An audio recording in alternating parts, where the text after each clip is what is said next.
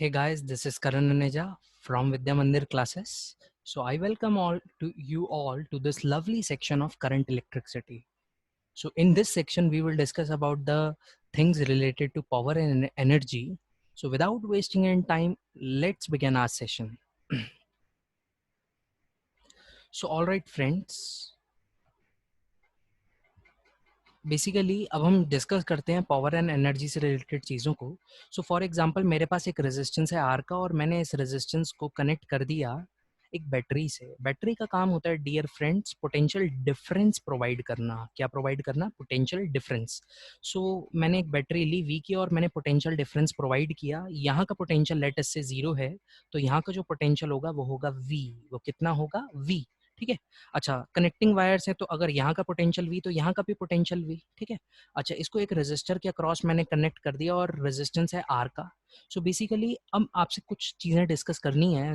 For example कि अगर यहाँ पे मैं बात करूँ, सबसे पहली बात यहाँ पे मैंने एक वर्ड लिखा हुआ है आइडल. इस आइडल का क्या मतलब है? So dear friends, basically ideal battery वो बैटरी होती है कि जिसका potential with respect to time change नहीं होता.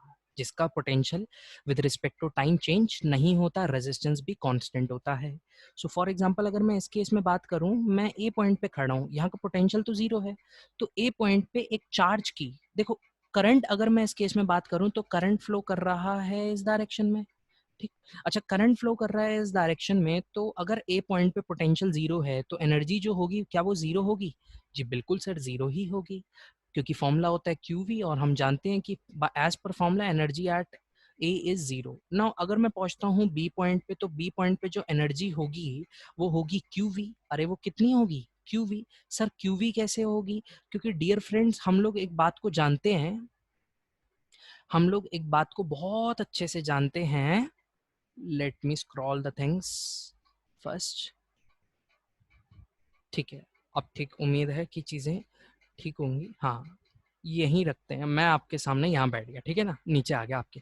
अच्छा, अब देखो इस केस में अगर हम बात करें तो एनर्जी जो है हमारी वो इस रीजन को मैंने नाम दिया बी. तो पोटेंशियल वी है तो एनर्जी जो होगी वो होगी क्यू वी. एनर्जी कितनी होगी? Q V. ठीक है.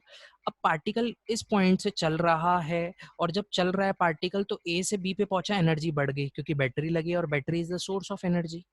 अब जैसे ही बैटरी से करंट फ्लो कर रहा है, इस पॉइंट से रेजिस्टेंस से फ्लो कर रहा है, मतलब करंट जब फ्लो कर रहा है ऐसे तो पॉजिटिव चार्ज भी ऐसे ही फ्लो करेगा. तो देखो पहले तो एनर्जी थी लेकिन वो जैसे ही इस पॉइंट पे पहुंचा एनर्जी सारी खत्म हो गई क्योंकि पोटेंशियल 0 है. सो इसका मतलब वो एनर्जी रेजिस्टर ने एब्जॉर्ब कर ली. एनर्जी बैटरी ने तो प्रोवाइड करी लेकिन वो सारी एनर्जी कौन खा गया? रेजिस्टर.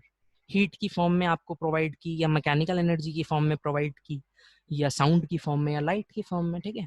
अच्छा, अब देखो इस केस में अगर बात करें तो जो एनर्जी सप्लाई करी बैटरी ने वो रेजिस्टर पे पहुंच गई एक चार्ज की मदद से. ठीक है, चलो बहुत बढ़िया. अब इसमें हम कुछ और चीज डिस्कस करते हैं, रेट ऑफ एनर्जी. अब हम डिस्कस कर रहे हैं rate of energy consume by resistor. तो बच्चा बोलेगा सर रेट मतलब डिवाइड बाय टाइम. तो बिल्कुल सही बात कह रहे हो तुम. एनर्जी को अगर मैं टाइम से डिवाइड कर दूंगा तो मेरे पास पावर आ जाएगा. लेकिन पावर को अगर बहुत छोटे से इंटरवल ऑफ टाइम के लिए हम डिस्कस करें तो वो होगा power D E by D T. ठीक है. तो मैं लिख दिया ई तो था हमारा क्यू वी, जो एनर्जी कंज्यूम करी वो क्यू वी करे, तो D Q V by D T. लेकिन ये बैटरी तो आइडल है और आइडल बैटरी मीन्स पोटेंशियल तो कांस्टेंट है. सो इसका मतलब मैं यहाँ बोल सकता हूँ डेरिवेटिव्स में वी बाहर आ गया, कांस्टेंट है, D Q by D T. अब D Q by D T क्या होता है? आई. सो अपना पावर का फॉर्मूला आ गया वी आई. पावर किसके इक्वल हो गया? वी आई. आई बात समझ? पक्की बात? बहुत बढ़िया. चलो, सो पावर इज वी आई. ठीक है, बहुत बढ़िया. कुछ और इम्पोर्टेंट बात है, देखो पावर जो होती है ना डियर फ्रेंड्स, इसकी यूनिट होती है वॉट. यूनिट क्या होती है? वॉट. और पावर इक्वल होता है 1 joule per second. Power is equal to 1 joule per second. बहुत अच्छे. चलो, अगर इस केस में मैं बात करूं तो पावर की कुछ और भी यूनिट्स होती है जो अपने को याद होनी चाहिए क्योंकि क्वेश्चंस में यूज हो जाता है. पावर की यूनिट होती है हॉर्स पावर. ठीक है, आपने वर्क पावर एनर्जी में भी पढ़ा होगा. और जो 1 हॉर्स पावर होता है वो 746 वॉट के इक्वल होता है. वो किसके इक्वल होता है? 746 वॉट. अच्छा, कुछ और भी इंपॉर्टेंट फॉर्मूलेज हैं हमारे पावर के।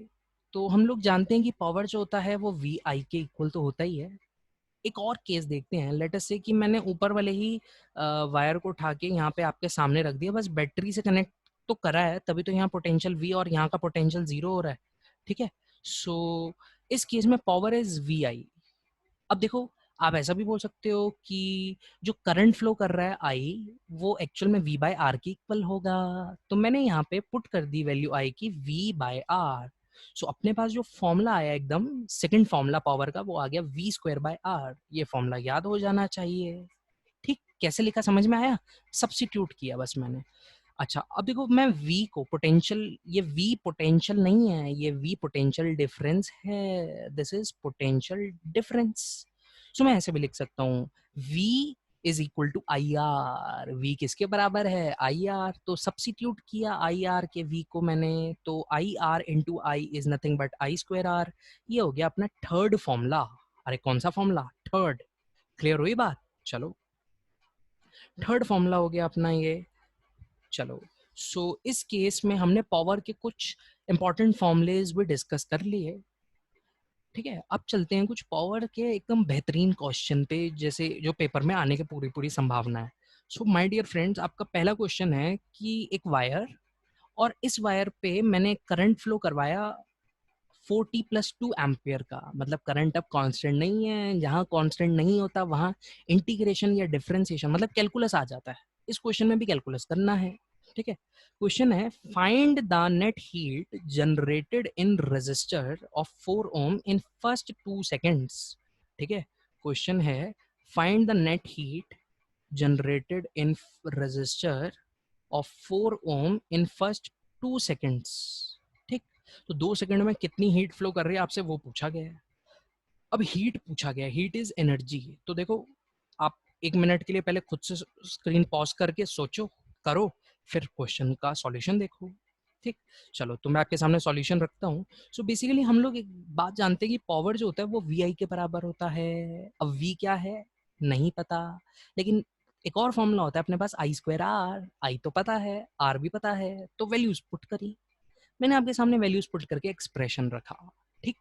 चलो, नाउ अब हमें एक और बात पता है भाई, पावर जो होता है वो डीई बाई डी टी के इक्वल होता है। अपने को डीई चाहिए, सो मैं ऐसा भी लिख सकता हूँ DE equal to P D T, ठीक।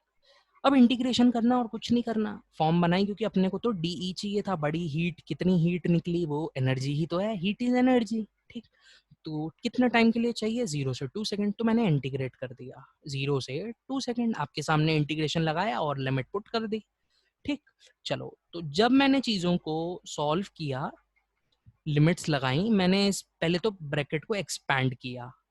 तो जब मैंने एक्सपैंड किया इस ब्रैकेट को, तो मेरे पास आ गया 16t² प्लस 4 प्लस 16t। भाई ए प्लस बी का whole square is nothing but A square plus B square plus 2ab।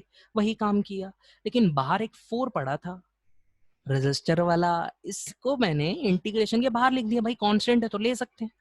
तो जब मैंने इस एक्सप्रेशन को सॉल्व किया, तो आपके सामने एक बहुत बढ़िया सा एक्सप्रेशन आ गया सॉल्व करके। ई का सिंप्लीफाई किया, एनर्जी आ गई, हीट एनर्जी। समझ में आई बात?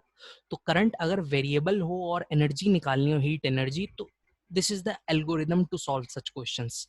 पेपर में आ जाता है, काफी हद तक आता है, मतलब बहुत बार आता है, तो आपको ये अच्छे से याद होना चाहिए। कोई दिक्कत? पक्की बात? बहुत बढ़िया। चलते हैं फिर नेक्स्ट वैरायटी पे। अब हमारे पास एग्जाम्पल जिसमें करंट कांस्टेंट है। तो देखो, वैरायटी सारी कवर हो रही है आपकी। पहले हमने करंट को वेरिएबल माना, अब करंट को हमने कांस्टेंट माना, ठीक है। अब इस केस में आपको बोल रखा है करंट जो फ्लो कर रहा है वो 2 एम्पियर का कर रहा है, और रजिस्टर है 4 ओम का।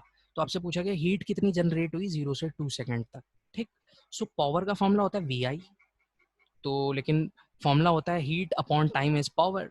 तो हीट निकालनी है अपने को, तो पावर को मल्टीप्लाई किया टाइम से, तो 32 जूल। मतलब आप देख रहे हो कि अगर करंट कांस्टेंट है तो काम एक बच्चे का है, मतलब 10th क्लास का न्यूमेरिकल। लेकिन अपने को 10th क्लास वाला तो आएगा नहीं, अपने को तो इंटीग्रेशन वाला आएगा। इसलिए मैंने आपके सामने पहले मुश्किल डिस्कस किया, फिर आसान किया, कि अपने को कॉन्फिडेंस हो जाए, हाँ सर ये तो आसान है, ठीक। चलो, एक और variety, this variety is homework for you. आपको क्वेश्चन बोल रखा है कि एक वायर रेजिस्टेंस आर की और इस वायर से करंट फ्लो कर रहा है आई का। अच्छा जी, करंट फ्लो कर रहा है आई का और आई वेरी कर रहा है साइनोसॉडियली। ठीक है, साइनोसॉडियली, साइनोसॉडियली, ठीक बात। अच्छा, तो अब आपसे पूछा गया कि एक 0 से 2 पाई बाय ओमेगा के टाइम इंटरवल पे कितनी हीट इस रेजिस्टेंस आर पे जनरेट होगी। 0 से 2 पाई बाय ओमेगा पे कितनी हीट इस रेजिस्टेंस आर पे जनरेट होगी, दिस इज द क्वेश्चन। ये भी बोल रखा है ओमेगा को कांस्टेंट मानो, so you just have to do I square R D T, इस फॉर्म में लिखो, हीट आ जाएगी क्योंकि ऊपर हमने डिस्कस की है। ठीक, क्लियर हो गई बात। इंटीग्रेशन करना है, फर्स्ट एग्जांपल में इंटीग्रेशन हमने किया था टी का, यहाँ इंटीग्रेशन करना है साइन ओमेगा टी का, बस। जिसको इंटीग्रेशन आता है उसके लिए तो आसान है। अब भाई जिसको इंटीग्रेशन आता ही नहीं वो तो परेशान होगा, सर ये क्या क्वेश्चन दे दिया, लेकिन इजी है। साइन ओमेगा टी का इंटीग्रेशन पे रिसर्च करो। ठीक, साइन ओमेगा टी का इंटीग्रेशन होता है कॉस ओमेगा टी, लेकिन इस क्वेश्चन में थोड़ी और बातें भी लगेंगी और वो मैं अपने प्रीवियस लेक्चर्स में डिस्कस कर चुका हूँ, सो ट्राई दिस। ओके, चलो, सो नाउ मेरे पास अब जो क्वेश्चन है एक बहुत ही बढ़िया क्वेश्चन है, मतलब मजा आ जाएगा आपको। क्वेश्चन मैंने नीट के प्रीवियस ईयर से उठाया है। सो क्वेश्चन कुछ इस तरीके से है कि एक 220 वोल्ट की बैटरी है और इसको मैंने कनेक्ट किया है 1000 एक बल्ब से, और बल्ब की जो ब्राइटनेस है वो 1000 वॉट है। मतलब आपको बल्ब की ना ये रेटिंग दे रखी है। सर लेकिन आपने ये तो बताया नहीं पावर रेटिंग क्या होती है। So my dear friends, power rating एक तरीके से हर अप्लायंस पे लगी होती है कि एक अप्लायंस इससे ज़्यादा पोटेंशियल डिफरेंस को नहीं काम कर सकता। तो 220 volt is the limit of potential of the bulb, और ब्राइटनेस कितनी है इस बल्ब की, 1000 वॉट। मतलब इतनी ज़्यादा ब्राइटनेस या पावर एक ही बात है, मतलब लिख देते हैं यहाँ, brightness is equivalent to power.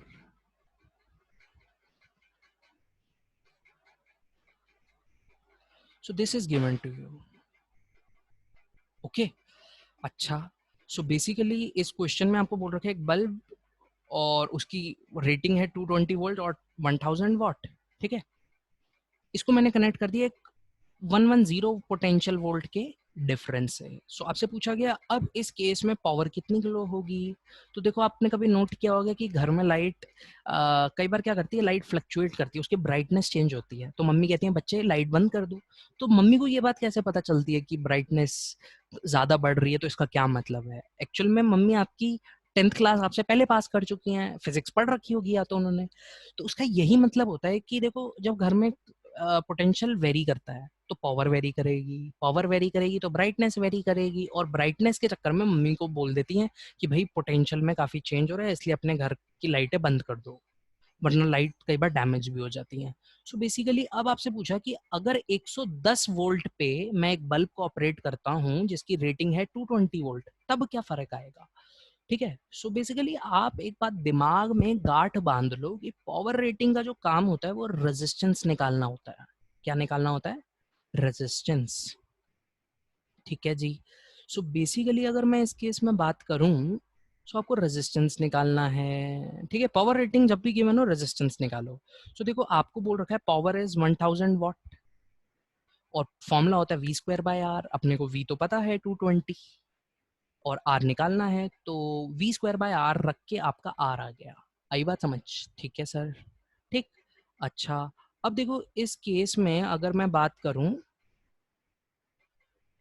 आपको 110 वोल्ट की सप्लाई पे पूछा गया कि कितना ब्राइटली ग्लो करेगा, या तो रेजिस्टेंस एक कंसेप्ट आपको इस क्वेश्चन से सीखने को मिलता है कि resistance do not depend on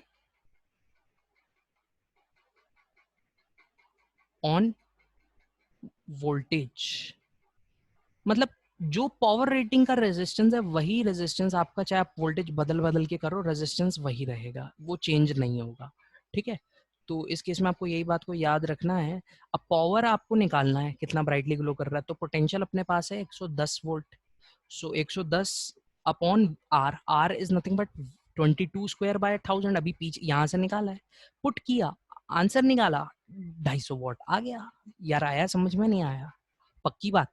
देख लो अच्छे से, तो बहुत ईजी है। तो इस क्वेश्चन ने आपको ये सिखाया कि पावर रेटिंग का मतलब क्या होता है। तो आप दिमाग में गांठ बांध सकते हो, पावर रेटिंग मींस आपको रेजिस्टेंस देने की एक तरीका होता है, रेजिस्टेंस देने का एक तरीका होता है, ठीक है।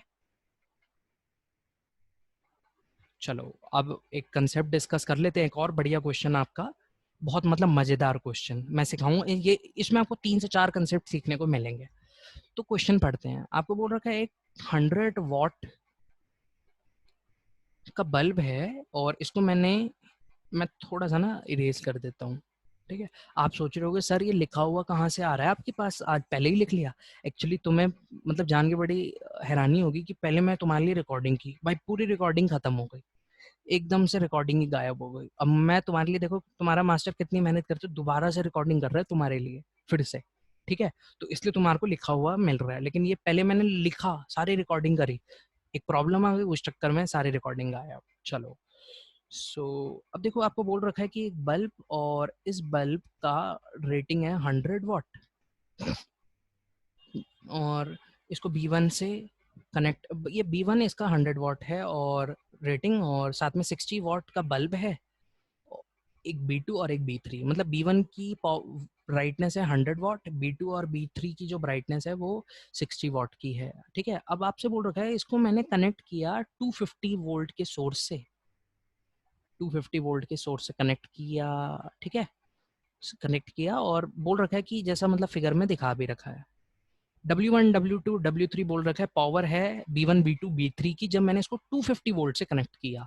पहले तो पावर दे रखी थी जब उसको आपने नॉर्मली कनेक्ट करते थे उसकी एफिशिएंसी पे, ठीक है।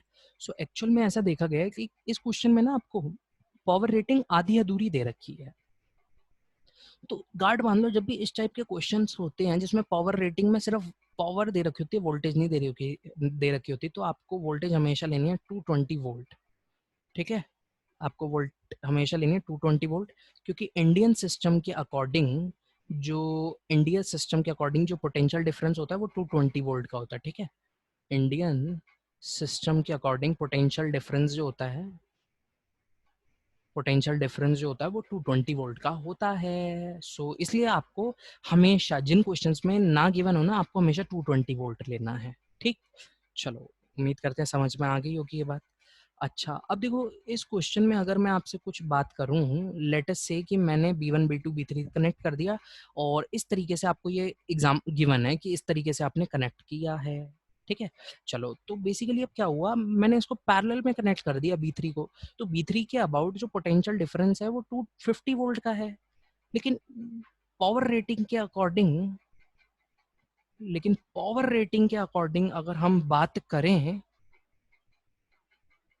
हाँ ठीक है। सो देखो इस केस में ये जो B3 बल्ब है इसको मैंने कनेक्ट कर दिया 250 वोल्ट के अबाउट, भाई पैरेलल में है तो जो इस पॉइंट का पोटेंशियल होगा वही तो B3 का होगा पोटेंशियल। लेकिन मजे की बात देखो, पावर रेटिंग जितने भी इंडिया सिस्टम में बल्ब होते हैं ना वो 220 वोल्ट के होते हैं, तो जैसे ही पोटेंशियल क्रॉस कर जाता है बल्ब डैमेज हो जाता है। बल्ब क्या हो जाता है, डैमेज। तो देखो इस क्वेश्चन से तुमने ये सीखा कि ये जो B3 वाला बल्ब है ये कभी ग्लो ही नहीं करेगा, तो ग्लो नहीं करेगा तो वो वर्क पावर जो होगी 250 वॉट पे वो तो जीरो हो जाएगी। सर ऐसा क्यों, क्योंकि भगवान मैं वही तो बता रहा हूँ आपको कि 250 वोल्ट इसके अबाउट पोटेंशियल आ गया, लेकिन मैंने आपको बोला पावर रेटिंग के अकॉर्डिंग इसका जो पोटेंशियल होना चाहिए वो तो 200 वोल्ट 220 होना चाहिए, इस चक्कर में ये पंगा पड़ गया था। तो इसलिए ये कंसेप्ट है कि जब भी पावर रेटिंग से ज्यादा तुम किसी को भी पोटेंशियल डिफरेंस प्रोवाइड करते हो तो वो डैमेज हो जाता है, ठीक है। एक और मजे की बात, सर B1 B2 को आपने 250 वोल्ट के अबाउट कनेक्ट किया, क्या ये भी डैमेज हो जाएंगे? नहीं, जरूरी नहीं है, हो भी सकते हैं नहीं भी। ये डैमेज तब होंगे जब इनमें से किसी के भी अबाउट, देखो 250 वोल्ट यहाँ तो डिस्ट्रीब्यूट हो रहा है ना भाई, यहाँ पोटेंशियल 250 का तो डिस्ट्रीब्यूट हो रहा है। सो अगर B1 के अबाउट पोटेंशियल डिफरेंस 220 से ज्यादा हो गया और B2 के अबाउट कम हो गया तो B1 डैमेज हो जाएगा, लेकिन अगर B2 के अबाउट 220 से ज्यादा हो गया और B1 के अबाउट कम हो गया तो B1 डैमेज हो जाएगा। मतलब एक डैमेज होगा एक डैमेज नहीं होगा। आई बात समझ? तो आपको ये बात समझ में आनी चाहिए कि एक डैमेज तब होगा जब उसके पोटेंशियल डिफरेंस ज्यादा हो, ठीक है। क्लियर हो गई बात? दोनों डैमेज नहीं होंगे, एक डैमेज होगा। अच्छा, क्योंकि पावर रेटिंग ऐसी दे रखी है इस क्वेश्चन में, ठीक। तो दूसरा कंसेप्ट मैंने जो लिखा, फर्स्ट कंसेप्ट देखो आपने यहाँ पे ये सीखा, मैंने लिखा भी हुआ है आपके लिए कि 220 वोल्ट फॉर इंडियन अप्लायंस। जब भी पोटेंशियल ना गिवन हो, रेटिंग दे रखी हो पावर की, लेकिन पोटेंशियल डिफरेंस ना गिवन हो, तो 220 वोल्ट लेना है आपको, पहला कंसेप्ट। दूसरा कंसेप्ट, B3 ग्लो नहीं करेगा क्योंकि उसके अबाउट 250 से ज़्यादा है। अब तीसरा कंसेप्ट कि मान लो इफ P1 या P2 का पोटेंशियल 220 से ज़्यादा है, तो बल्ब, वो बल्ब रिस्पेक्टिवली जो भी है, जिसका भी पावर ज्यादा है, मतलब P1 बोल लो, P2 बोलो, या क्वेश्चन के अकॉर्डिंग W1 बोलो या W2 बोल लो, वो डैमेज हो जाएगा। वो क्या हो जाएगा? डैमेज। और कंसेप्ट क्या है? सिंस, देखो इस क्वेश्चन में सिंस 1 और 2 बल्ब सीरीज में है, 1 और 2 बल्ब किस में है? सीरीज में है। अगर एक डैमेज होता है तो सर्किट तो ब्रेक हो गया, तो दूसरा ग्लो ही नहीं करेगा। मान लिया डैमेज नहीं होगा पर ग्लो ही नहीं करेगा, ठीक है। यही तो आपने 10th क्लास में पढ़ा हुआ है कि डिसएडवांटेज ऑफ सीरीज, एक खराब तो सब खराब।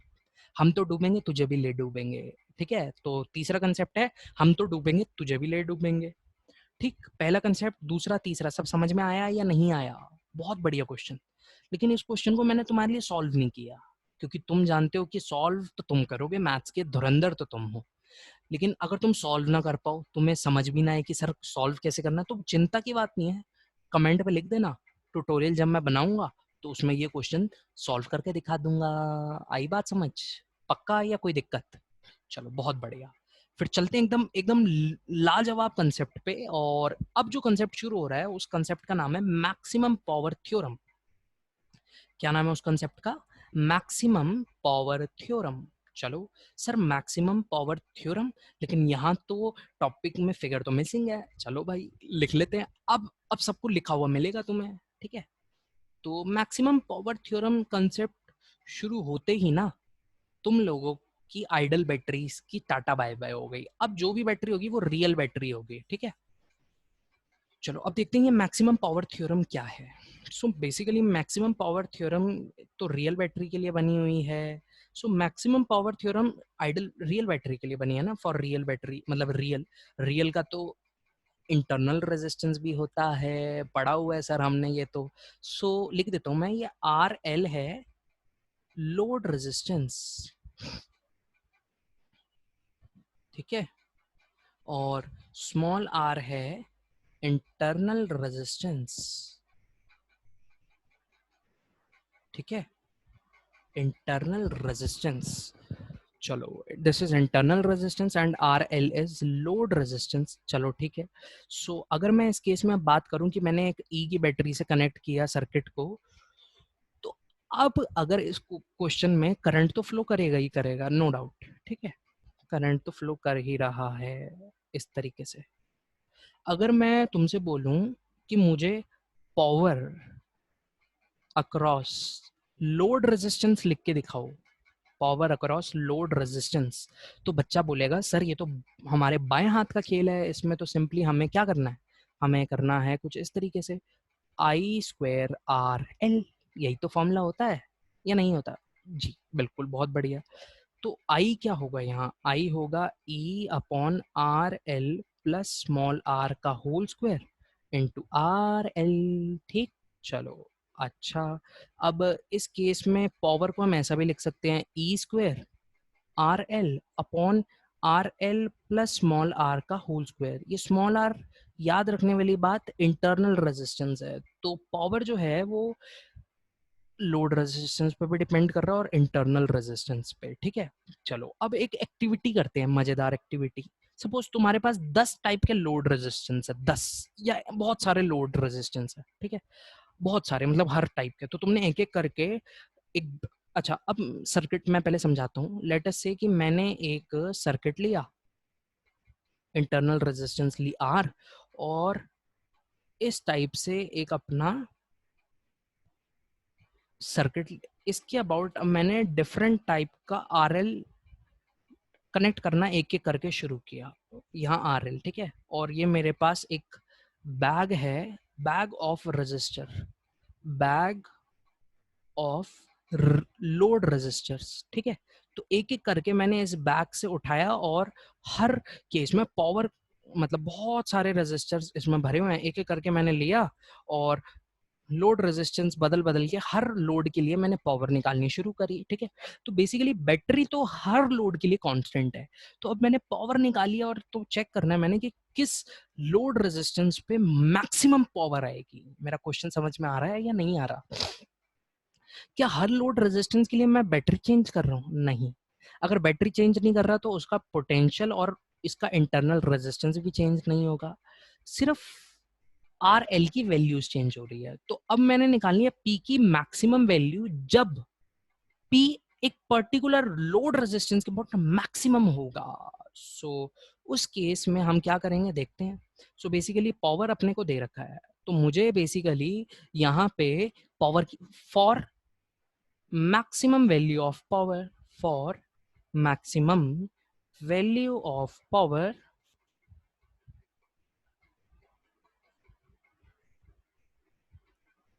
we will maximize the expression of power. ठीक है, we will maximize the expression of power.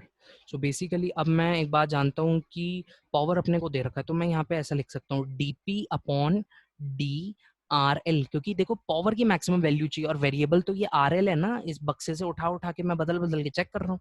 सो मुझे dp upon D R L करना है। ठीक है, समझ में आया? समझ में आया या नहीं आया, क्यों कर रहे हैं ऐसा? तो जब मैं इस एक्सप्रेशन को dp by D R L करूंगा तो जो वैल्यू आएगी मेरे पास, मैं तुम्हारे सामने वो लिख के तो मैं बता देता हूँ कि वो वैल्यू क्या आएगी। ठीक, सो dp upon D R L जब मैंने किया तो वैल्यू आएगी डेरिवेटिव करके। सर किसका डेरिवेटिव कर रहे हो आप? प्यारे बच्चे, मैं इस एक्सप्रेशन का डेरिवेटिव कर रहा हूँ। ठीक है, तो जब मैंने इसका डेरिवेटिव किया सो मेरे पास जो एक्सप्रेशन आया वो आया E square upon R L plus R square. ठीक है, मैंने प्रोडक्ट रूल लगा दिया, तुम्हारी मर्जी तुम डिविडेंड रूल लगा दो, minus two E square R L upon R L plus R cube. भाई मैं तुम्हें इतनी बढ़िया बढ़िया चीजें बता रहा हूँ, कभी पता चले तुम्हें मैक्सिमम मिनिमा ना आता हो। मैक्सिमम मिनिमा आता है ना? पक्की बात ना, ऐसा मत करना कि हम एकदम एडवांस एडवांस चीजें करें तुम्हें बेसिक ना आता हो। सो बेसिकली अब मैंने एल्गोरिदम के बोलता है डेरिवेटिव करो और फिर इसको इक्वेट कर दो जीरो के। तो जब मैंने इसको जीरो के इक्वेट किया तो मेरे पास एक्सप्रेशन आया E square upon R L plus R का whole square minus two E square R L upon R L plus R का whole cube equal to zero. और यहां से जब मैंने सॉल्व किया, काटा पीटी कर दी अच्छे से, तो मेरे पास एक्सप्रेशन आया आर बराबर आर एल। इतना प्यारा सा एक्सप्रेशन, इतना प्यारा सा। ठीक है, अब देखो इस केस में ये आर क्या है? सर आर तो है इंटरनल रेजिस्टेंस, और आर एल क्या है? आर एल जो है दोस्तों, R L is load resistance. ठीक है, ये बात समझ में आ गई? पक्की बात? पावर किसके अबाउट मैक्सिमम कर रहा हूं मैं? लोड रेजिस्टेंस के अबाउट। लोड रेजिस्टेंस, चलो सो हमने रिलेशन दिखा दिया। तो this is the maximum power theorem. अब मैक्सिमम पावर थ्योरम कहती क्या, वो भी लिख लेते हैं। Maximum power theorem states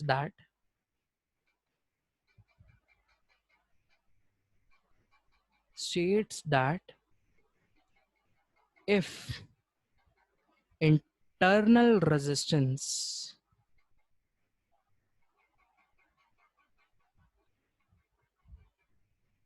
is equal to external resistance,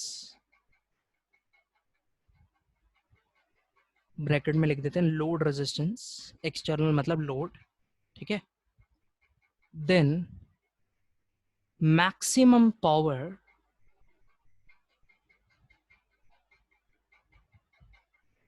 will be produced across load। तो लोड पे अगर तुम्हें मैक्सिमम पावर डेवलप करनी है तो लोड का रेजिस्टेंस और बैटरी का इंटरनल रेजिस्टेंस ऐसा लो कि दोनों बराबर हो जाए, खत्म। ठीक है, बिल्कुल सिंपल। तो एक बढ़िया हमने प्रूफ भी कर लिया। अब इसका एक क्वेश्चन करते हैं, तो एग्जांपल देखते हैं फिर। ठीक है, सो लेट अस से कि मैंने एक रेजिस्टेंस लिया 2 ओम का, और यहाँ एक रेजिस्टेंस लिया मैंने 6 ओम का, यहाँ एक रेजिस्टेंस लिया मैंने 6 ओम का, यहाँ एक रेजिस्टेंस लिया मैंने X ओम का, और इस सर्किट को कनेक्ट कर दिया एक ईएमएफ बैटरी से जिसकी पोटेंशियल है 12 वोल्ट पोटेंशियल डिफरेंस, और इसका इंटरनल रेजिस्टेंस मुझे बोल रखा है 3 ओम। ठीक है, सो क्वेश्चन है find the value of X so that maximum power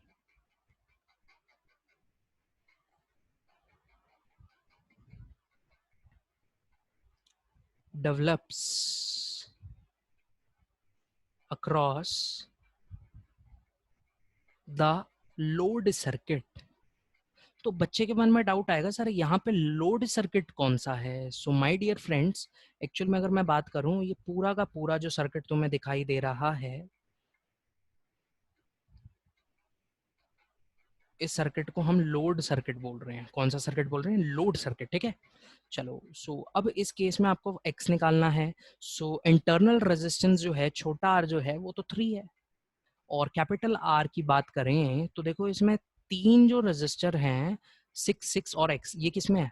parallel में। सो देखो यहाँ पे तो मैंने एक सिंपल सा लिया, लेकिन अगर तुम्हें ट्रिक्स पता है तो तुम जल्दी कर सकते हो या नहीं कर सकते। ये तो मैंने एक छोटा सा केस लिया, इसमें ज्यादा मैं प्रैक्टिस करवाऊंगा भी नहीं, लेकिन मतलब मैंने तुम्हें ये बताया कि जो हमने वहां पे डिस्कस कर रखा है वो कितना इंपॉर्टेंट है। ठीक है, ट्रिक्स वाला वो यहाँ पे भी अप्लाई हो सकता है। कुछ इस टाइप से तुम्हें क्वेश्चन दे देंगे कि तुम्हें ज़रूरत पड़ जाए। ठीक है, ज़रूरत पड़ जाए, तो इसलिए मतलब कॉम्प्लिकेट बना के क्वेश्चन आ सकता है कि ऐसा सर्किट बना दिया जिसमें एक रेजिस्टेंस को अननोन कर दिया, ठीक है, बाकी सब दे दिए। सपोज व्हीट स्टोन दे दिया, व्हीट स्टोन में तुम्हें बोला है उसको तुमने एक बैटरी से कनेक्ट किया तो मैक्सिमम पावर लोड पे कितना होगा। तो व्हीट स्टोन जब जिसको पता ही नहीं है वो कैसे सॉल्व करेगा, उसको तो बेसिक सा करना पड़ेगा, फंस जाएगा, वो रोएगा बेचारा। इसलिए ट्रिक्स पता होनी जरूरी है। तो देखो इस केस में मैं ऐसा बोल सकता हूँ कि जो आर है वो तो बराबर है 2 प्लस देखो 2 प्लस ए के, और 1 बाय ए जो है वो इक्वल है 1/6 प्लस 1/6 प्लस 1/x के। लेकिन ठीक है, अब मैक्सिमम पावर चाहिए तो मैक्सिमम पावर के अकॉर्डिंग आर होना चाहिए कैपिटल आर के बराबर। सो मैं यहाँ पे क्लियरली एक बात बोल सकता हूँ कि 3 बराबर होगा 2 प्लस ए के। ठीक, सो यहाँ से मैं ये भी बोल सकता हूँ भाई ए बराबर होना चाहिए 1 के। ठीक, तो अब 1 कैसे होगा वो देखते हैं। तो मैं बोल सकता हूँ 1 equal to 2/6 plus 1/x। Okay, so 1 minus 1/3 equal to 1/x। सो यहाँ पे आ गया आपका 2/3 इक्वल टू 1/x। इसका मतलब x की वैल्यू होनी चाहिए 1.5 ओम। Is it clear? ठीक, इस टाइप से क्वेश्चन आएगा। समझ में आया? पक्की बात? बहुत बढ़िया। तो एक बढ़िया मैक्सिमम पावर थ्योरम पे हमने डिस्कशन करा है। उम्मीद करता हूँ प्यारे बच्चों तुम्हें समझ भी आया होगा। अच्छा, कुछ और चीजें भी कर लेते हैं। जैसे इसी क्वेश्चन की चलो बात करते हैं, इस क्वेश्चन का बी पार्ट। फिर से पहले मैं फिगर ड्रॉ करता हूँ। तो तुम्हें बोल रखा है कि ये है 2 ओम का, ये था 6 ओम का, ये था 6 ओम का, और ये भी था 1.5 ओम का, भी हमने थोड़ी देर पहले निकाला ही है। ठीक है, इसको जब मैंने कनेक्ट किया था बैटरी से 12 वोल्ट वाली, और इसको मैंने कनेक्ट किया था 3 ओम से। ठीक, अच्छा अब क्वेश्चन क्या है? Find the input power. Input को ऐसे भी लिख सकते हैं, इनपुट पावर। ठीक है, सर ये इनपुट पावर क्या होती है? तो इनपुट पावर वो पावर है जो तुमने लोड को दी। अब देखो लोड को दी है तुमने जो पावर, वो वही पावर है जो यहाँ पे आ रही है। आई बात समझ या नहीं आई? बिल्कुल सर। तो देखो इस केस में ये बैटरी है 12 वोल्ट की पोटेंशियल डिफरेंस की, और यहाँ से जो तुमने इनपुट पावर निकाला है, तो तुम इस पॉइंट और इस पॉइंट के अबाउट पोटेंशियल लिख सकते हो, और उसको आई से मल्टीप्लाई कर दोगे तो इनपुट पावर आ जाएगा। ठीक है, सो कैसे कर सकते हो, देखो करते हैं। सो इस पॉइंट के अबाउट देखो, अगर हम बात करें इनपुट पावर का जो फॉर्मूला है, पावर का फॉर्मूला है वी आई। ठीक, वी तुम्हें पता है बैटरी ही इसको दे रही है, तो वी हो गया 12, और आई निकालना अपने लिए कौन सी बड़ी बात है, तो आई जो हो जाएगा यहाँ पे, लेट मी, जो आई हो जाएगा यहाँ पे वो इक्वल हो जाएगा ई बाय आर। आर कितना होगा 6, क्योंकि ये 3 ओम, तो अभी ये भी 3 ओम होगा, अभी निकाला ही था। तो इसको सॉल्व करके मेरा आ गया 24 वॉट। ठीक है, ये हो गया पी इन। समझ में आई बात? चलो अगर मैं बात करूं इस लोड रेजिस्टेंस के अबाउट, तो लोड रेजिस्टेंस के अबाउट भी निकालते हैं। फाइंड आउटपुट पावर, ये तो था ए पार्ट, ये था B part. Find output power, तो बच्चा बोलेगा सर आउटपुट पावर निकालना मतलब लोड के अबाउट, तो आप डायरेक्टली ये कर सकते हो, पावर बराबर आई स्क्वायर आर। तो आई कितना है 12/6, आर कितना है लोड का सर 3, सो तो हमने कर दिया 2 square into 3, which is nothing but 12 watt. Is this clear my dear friends? Okay, so basically इस क्वेश्चन में अगर हम बात करें, सो हमने जब ये क्वेश्चन को सॉल्व किया, सो इसमें एक और चीज पूछ सकते हैं, efficiency of circuit. Efficiency of circuit, ठीक, तो वो होता है आउटपुट अपॉन इनपुट। हर सर्किट के लिए यही होता है। सो 12/24 विच इज 0.5, और परसेंटेज में बोलें इसको तो 50%। तो basically efficiency, maximum power efficiency पे नहीं बात करता, वो करता है कि लोड पे मैक्सिमम पावर कब आएगी, उस पर रेजिस्टेंस और इंटरनल और एक्सटर्नल का क्या रिलेशन है। ठीक है, एफिशिएंसी 100% नहीं, एफिशिएंसी तो प्यारे बच्चों किसी की भी 100% नहीं होती, बस तुम्हें ये बात को याद रखना है। क्लियर होगी बात या नहीं हुई? ठीक, बहुत बढ़िया। कई बच्चे सोचते हैं कि मैक्सिमम पावर है तो efficiency 100%। Efficiency is not 100%, efficiency is not 100%, ये याद रखना है। चलो ग्राफ भी थोड़ा सा बता देता हूं तुम्हें।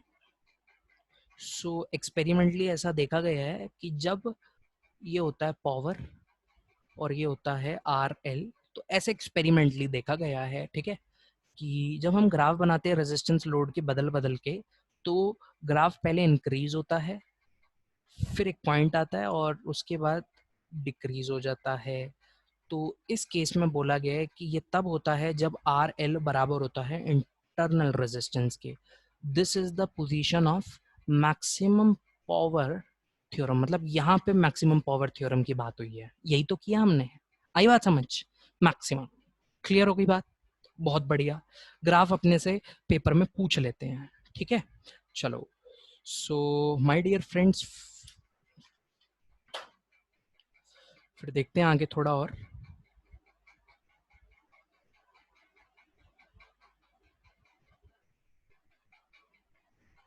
सो चलते हैं आगे फिर। अब हेडिंग डाल लो combination of cell. Combination of cell बहुत छोटा सा टॉपिक है, ज़्यादा बड़ा नहीं है। कॉम्बिनेशन ऑफ सेल, ठीक है। सो देखते हैं अब इस केस में तो सर्किट क्या है, कुछ इस फॉर्मेट में है कि सपोज तुम्हारे को बोल रखा है एक बैटरी E1 की, इसका इंटरनल रेजिस्टेंस R1, एक बैटरी E2, इसका internal resistance R2, and so on. ऐसी बहुत सारी बैटरी हैं, ठीक है, अप टू En, एंड इसका इंटरनल रेजिस्टेंस Rn, ठीक है। इस बैटरी को तुमने कनेक्ट किया लोड से इस तरीके से, इस फॉर्म में, ठीक है। ठीक, क्लियर हो गई बात? तो बेसिकली अब तुमसे पूछा गया है कि इतनी सारी बैटरी से अच्छा है कि तुम्हें इसी इक्विवेलेंट, इसी सर्किट के इक्विवेलेंट एक और सर्किट बनाना है, इक्विवेलेंट सर्किट, जिसमें एक बैटरी हो और एक रेजिस्टेंस हो, इस एक बैटरी को मैंने बोल दिया ई इक्विवेलेंट और एक बैटरी के रेजिस्टेंस को बोल दिया आर इक्विवेलेंट, और इसको कनेक्ट करना है उसी लोड आर एल से। तो बोला गया कि दोनों पे कोई फर्क ना पड़े, तो find E equivalent and R equivalent, find E equivalent and R equivalent. तो तुम लोग बड़े स्मार्ट हो क्योंकि तुम्हें मैंने पहले भी बात बता रखी है। सो बच्चा बोलेगा सर देखो आर इक्विवेलेंट की तो कोई टेंशन नहीं है, क्योंकि हमें पता है कि सारे के सारे रजिस्टर सीरीज में, तो हम बोल सकते हैं आर इक्विवेलेंट जो होगा वो तो होगा समीशन आर आई, ठीक है, where I vary from 1 to n, क्योंकि n type of different batteries है। और इस केस में अगर मैं ध्यान से देखूं कि ये सारी की सारी बैटरीज जो हैं, जैसे मैं इस पॉइंट से चलना शुरू करता हूँ और यहाँ तक पहुँचता हूँ, तो देखो पोटेंशियल बढ़ा मतलब E1 प्लस E1, फिर यहाँ बढ़ा पोटेंशियल बढ़ा तो प्लस E2, फिर यहाँ गया पोटेंशियल बढ़ा तो प्लस E3। इसका मतलब सिंस पोलैरिटीज इस तरीके से हैं तो ये सारी की सारी बैटरीज ऐड हो रही हैं, पोटेंशियल को बढ़ा रही हैं, क्योंकि सबकी बैटरी की पोलैरिटी सेम है। सो इसलिए यहाँ पे मैं एक और काम कर सकता हूँ, मैं यहाँ पे लिख सकता हूँ कि भाई जो E इक्विवेलेंट होगा ना वो इक्वल होगा समीशन ई आई के, where I vary from 1 to n। अपना फॉर्मूला आ गया। तो ये फर्स्ट टाइप है combination of cell when when cell connected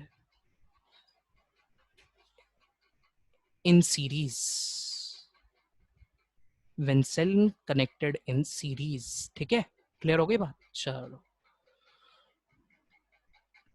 ठीक है, चलो अब एक और डिस्कस कर लेते हैं इसमें, अभी तो सीरीज में है बी पार्ट, ठीक है।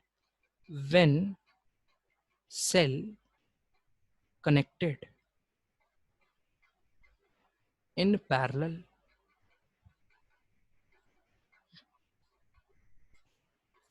ठीक, when cell connected in parallel, तो ये बढ़िया है एकदम, अच्छे से समझो। सो सपोज समझाने के लिए मैं तुम्हारे को सिर्फ 2 ही बैटरी के साथ खिलवा रहा हूँ, बट बैटरी कितनी भी हो अपने को कोई दिक्कत नहीं है।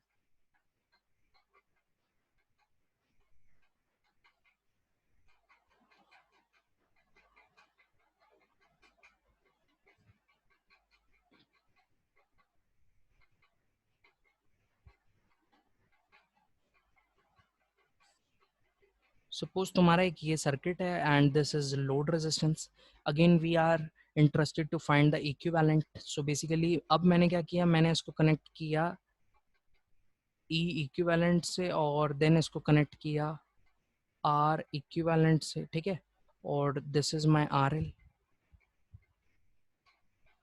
ठीक, क्लियर हो गई बात। चलो सुनाओ, अब आपको बोला है इक्विवेलेंट और आर इक्विवेलेंट निकालो, और ये तो दिख ही रहा है कि यहाँ पे जो बैटरीज हैं या सेल हैं वो पैरेलल में लगे हुए हैं।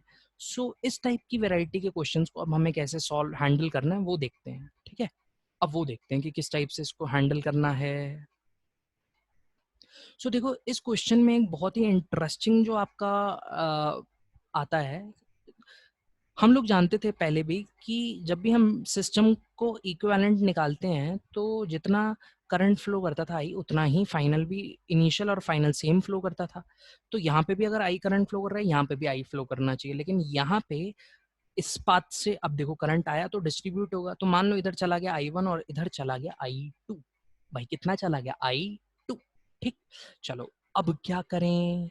सो सबसे पहले अगर मैं इस केस में बात करूं, मैं सबसे पहले इस वाले सर्किट में देखो, मैं मार्क भी कर रहा हूँ तुम्हारे लिए, इस वाला सर्किट पे एक बार क्रिचॉफ्स वोल्टेज लॉ लगाता हूँ, ठीक है। फिर एक बार मैं इस वाले सर्किट पे क्रिचॉफ वोल्टेज लॉ लगाऊंगा, ठीक है, क्लियर हो गई बात। लूप 1 कौन सा, लूप 2 कौन सा है, सो this is loop 2 and this is loop 1, ठीक है। सो लिखते हैं हम, उम्मीद करता हूँ समझ में आ गई होगी दोस्तों। सो इन लूप 1 अगर मैं इस केस में बात करूं तो मैं डायरेक्टली बोल सकता हूं, डायरेक्टली, कि E1 minus I one R one minus I R equal to 0, ठीक है। लूप 2 की बात करते हैं, तो इन लूप 2 मैं क्लियरली बोल सकता हूं E2 minus I two R 2 minus IR equal to 0, isn't it? ठीक, अब थोड़ा सा रीअरेंज किया टर्म्स को, लेट अस से मैंने इस पूरी इक्वेशन को डिवाइड कर दिया R1 से, इस पूरी इक्वेशन को डिवाइड कर दिया R2 से, तो मेरे पास जो इक्वेशंस आई एक प्यारी सी फॉर्म बन गई, E1 by R1 minus I1 minus I R upon R1 equal to 0। ठीक, सिमिलरली यहाँ पे जो फॉर्म आई वो आई E2 upon R2 minus I2 minus I R upon R2 equal to 0। ठीक है, सो इस इक्वेशन को 1 और इस इक्वेशन को 2 मार्क किया। आई बात समझ या नहीं आई? ठीक, अच्छा, सो अब मैं क्या करता हूं, मैं इन दोनों इक्वेशंस को ऐड कर देता हूं। तो जब मैंने ऐड किया तो मेरे पास आ गया E1 upon R1 plus E2 upon R2 minus of I1 plus I2 minus of I R common आ गया 1/R1 प्लस 1/R2। ठीक बात, इक्वल टू 0। ओके, देखो यहाँ पे दो बैटरीज थी, तो एक्चुअल में ये I1 और I2 वाला जो पार्ट आ रहा है, एक्चुअल में this is nothing but this is I। सो मैं सर्किट को ऐसे भी लिख सकता हूँ, E1 upon R1 plus E2 upon R2 minus I, ठीक है, minus IR 1/R1 plus 1/R2 equal to 0, isn't it? ठीक, सो मेरे पास जो फॉर्मूला आया, मान लो यहाँ दो बैटरी के बजाय बहुत सारी बैटरी होती, n बैटरीज होती, तब यहाँ पे n टर्म्स आ जाती, E1/R1 plus E2/R2 plus E3/R3, इस तरीके से कितने टर्म्स आते हैं? n terms. ये तो समझ में आ रहा है ना भाई, यहाँ पे अभी तो दो टर्म्स हैं, सपोज यहाँ n बैटरीज होती तो n टर्म्स आ जाती, कोई दिक्कत नहीं, n टर्म्स आ जाती। लिख देता हूँ, चलो, फॉर n बैटरीज या एन सेल, तो अपने पास कुछ इस तरीके से आता, E1/R1 plus E2/R2 so on En/Rn। ठीक, माइनस आई, अब I1 plus I2 plus I3 plus I4 up to In आ जाता, तो I लिख देते, फिर माइनस IR, ठीक है, फिर 1/R1 plus 1/R2 R2 and so on 1/Rn तक आ जाता, कोई दिक्कत नहीं थी, इसी तरीके से कर सकते हैं हम। ठीक है, सो मेरे पास एक जो फॉर्मूला बन जाता वो कुछ इस तरीके से बन जाता, summation E I by R I minus I common ले लेते हैं, ठीक है, आई कॉमन ले लेते, तो 1 plus R summation 1 upon R I आ जाता। ठीक, तो मैं इक्वल टू 0 हो जाता, तो यहाँ से मैं आई की एक और वैल्यू लिख सकता हूँ, तो आई मेरे पास जो आ जाएगा डियर फ्रेंड्स वो कुछ इस तरीके से आ जाएगा, summation E I upon R I upon summation R 1 upon R I plus 1। ठीक, इस तरीके से अपना टर्म आ जाती, मैंने इसको इस तरीके से लिख भी दिया। ठीक, ये अपना करंट आ गया। अच्छा, अब थोड़ा सा मैं इसको कंपेयर अगर करूं इस केस में, तो यहां से मेरा जो आई आ रहा है ना, वो आ रहा है E equivalent upon R L plus R equivalent, isn't it? So अब थोड़ा सा रीअरेंज करें अगर हम, मतलब फॉर्मूला यहाँ भी लिख देता हूँ, E equivalent upon R equivalent plus R L. ठीक है, तो मेरे को बेसिकली ये वाला तो आर एल ही है, हमने तो पता ही है, तो पूरी इक्वेशन को अगर मैं समीशन 1/Ri से डिवाइड कर दूं, so divide by summation 1 upon R आई, अगर मैंने डिवाइड किया तो मेरे पास जो फॉर्मूला आएगा वो कुछ इस फॉर्म से आ जाएगा कि I is equal to summation E I R I by R I divided by summation, मैं एक काम करता हूँ, मल्टीप्लाई एंड डिवाइड। ठीक है, मल्टीप्लाई एंड डिवाइड, इक्वेशन खराब नहीं करनी ना, तो बैलेंस तो रहना चाहिए, तो summation E I R I divided by summation 1 upon R आई, इस तरीके से आया, isn't it? Divide and multiply दोनों ही किया ना। एक बार मैथ्स है, अपने आप लिख के करना, क्लियर हो जाएगा। तो यहाँ से मेरा आ गया R plus 1 upon summation 1 by R I, ठीक है, क्लियर हो गई बात। मल्टीप्लाई डिवाइड दोनों किया, तभी तो देखो जब डिवाइड किया तो वो वाला डिवाइड तो यहाँ चला गया लेके, और जब मल्टीप्लाई किया तो मल्टीप्लाई करने की वजह से ये वाला जब मल्टीप्लाई का नीचे लाए तो ये वाला आर कैंसिल हो गया, तो ये एक्सप्रेशन है। अब कंपेयर किया ना मैंने, तो मैंने कंपेयर किया इस वाले को और इस वाले को, तो दोनों सेम मेरे पास जो रिलेशन आया वो कुछ इस तरीके से आया, E equivalent equal to summation E I upon R I summation 1 upon R I, और आर इक्विवेलेंट जो आया वो आया 1 upon summation 1 up by R I. So this is my approach, ठीक है। सो हमने सीरीज और पैरेलल में ये फॉर्मूलेज भी देख लिए, try to learn this formulas, ठीक है। बाकी इन फॉर्मूलोज पे बेस क्वेश्चंस हम लोग देखेंगे ट्यूटोरियल में, ठीक। ये काम करते हैं, चलो अगली लेक्चर में जब अटेंड करेंगे तो इस फॉर्मूलेज के आगे की बातें डिस्कस करेंगे, ठीक है। चलो बहुत बढ़िया, ऑल द बेस्ट। तो मजा आया आज तो मुझे भाई, एक ही क्लास को 2-2 3-3 बार लेना पड़ा, मजा आया, एक्सपीरियंस मिला आज भी मुझे, ठीक है।